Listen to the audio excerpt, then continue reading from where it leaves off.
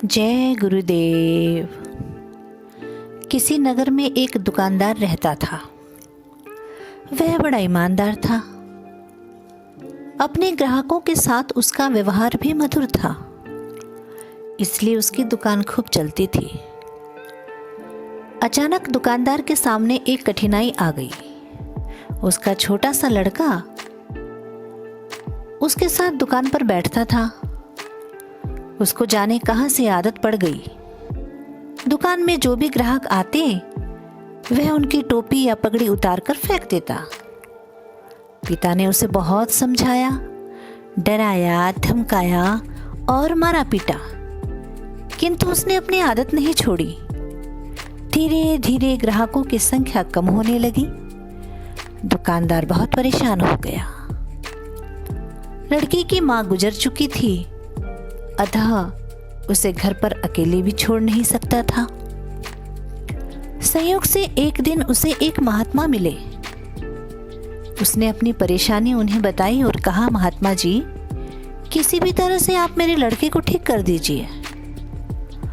महात्मा ने सारी बात सुनकर कहा, मैं अवश्य तुम्हारे लड़के को ठीक कर दूंगा, लेकिन एक शर्त है।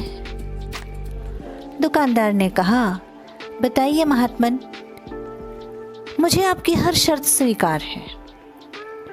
तब महात्मा ने कहा, मैं या तुम्हारा बालक जो भी करेंगे उसमें आपको रोकथाम नहीं करनी है। दुकानदार राजी हो गया। अगले दिन महात्मा अपने सिर पर साफा बांधकर उसकी दुकान पर आए। लड़का तो ताक में था। जैसे महात्मा आकर बैठे कि वह उठा और उनका साफा उतारकर सड़क पर फेंक दिया। महात्मा ने हंसकर कहा, शाबाश बेटे, जरा दौड़कर साफे को उठा भी लाओ। लड़के ने छलांग लगाई और साफा उठाकर ले आया। महात्मा ने उसे कहा, मेरे सिर पर इस साफे को जरा बांध तो दो। लड़के ने उसे उल्टा सीधा उनके सिर पर लपेट दिया। दूसरे दिन महात्मा फिर उसकी दुकान पर आए। उनके सिर पर साफा था तथा हाथ में एक लकड़ी का बड़ा टुकड़ा और छोटी कुल्हाड़ी थी, जिसको उन्होंने दुकान के सामने रख दिया था।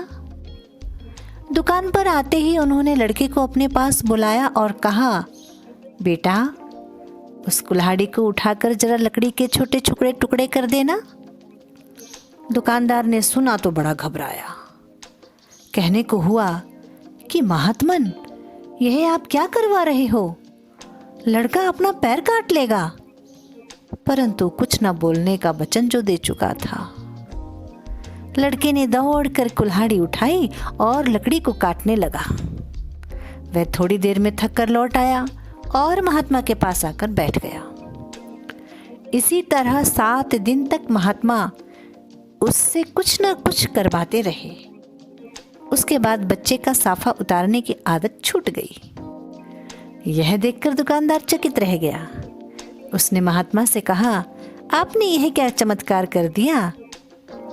महात्मा बोले, अक्सर लोग दिन भर बच्चों से कहते हैं, यह मत कर, वह मत कर, लेकिन एक बार भी यह नहीं कहते कि यह कर।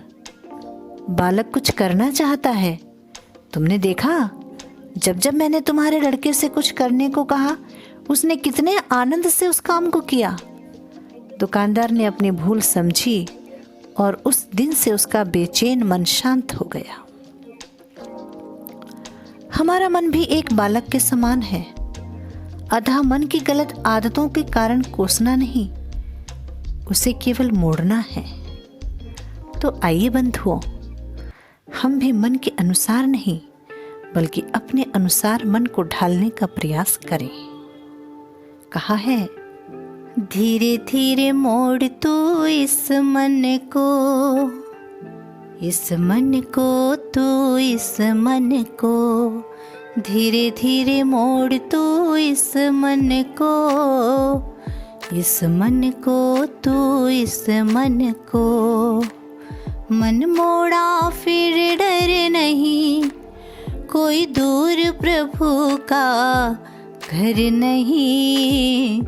धीरे धीरे मोड़ तू इस मन को, इस मन को तू, इस मन को।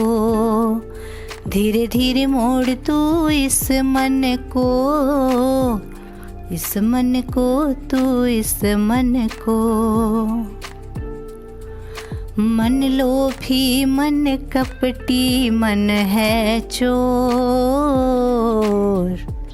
कहते आए पल पल में कुछ और। मन लोभी मन कपटी मन है चोर, कहते आए पल पल में कुछ और। कुछ जान ले, कुछ मान ले, कुछ जान ले, कुछ मान ले। होना है विचलित नहीं, कोई दूर प्रभु का घर नहीं। धीरे धीरे मोड़ तू इस मन को, इस मन को तू, इस मन को। धीरे धीरे मोड़ तू इस मन को, इस मन को तू, इस मन को। धीरे धीरे मोड़ तू इस मन को, इस मन को तू, इस मन को।